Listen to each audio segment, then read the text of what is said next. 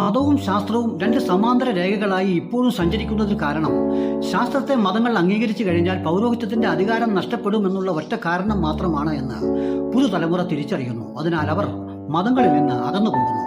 മതങ്ങളാകട്ടെ ശാസ്ത്രത്തിന്റെ മുഴുവൻ കണ്ടെത്തലുകളെയും തങ്ങളുടേതാണ് എന്ന് വരുത്തി തീർക്കാൻ കിണഞ്ഞു ശ്രമിക്കുകയാണ്.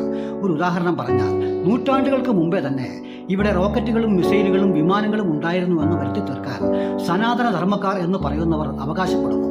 എന്നാൽ ഇരുമ്പ് പോലും കണ്ടെത്തിയിട്ടില്ലായിരുന്നു എന്ന് നമ്മൾ തെളിയിക്കുന്നു. ക്രിസ്തീയ സഭകളാണെങ്കിൽ ആരോഗ്യരംഗത്ത് അവർ പ്രാർത്ഥനയ്ക്ക് പ്രാമുഖ്യം നൽകുന്നു. ഇപ്പോഴും ഒരു കൂട്ടർ ആശുപത്രിയിൽ പോകുകയില്ല എന്ന് ശഠിക്കുന്നു. എന്നാൽ മാർപ്പാപ്പ പോലും അവസാന ശ്വാസമെടുക്കുന്നത് ശാസ്ത്രത്തിന്റെ വികാസമായ ഓക്സിജൻ പാർലറിൽ നിന്നാണ് എന്ന് നമ്മൾ മനസ്സിലാക്കണം. മുസ്ലിം വിഭാഗമാണെങ്കിൽ ദിക്കറിയാനും കിബില നോക്കി നമസ്കരിക്കാനും വടക്ക് നോക്കി യന്ത്രം ഉപയോഗിക്കുന്നു.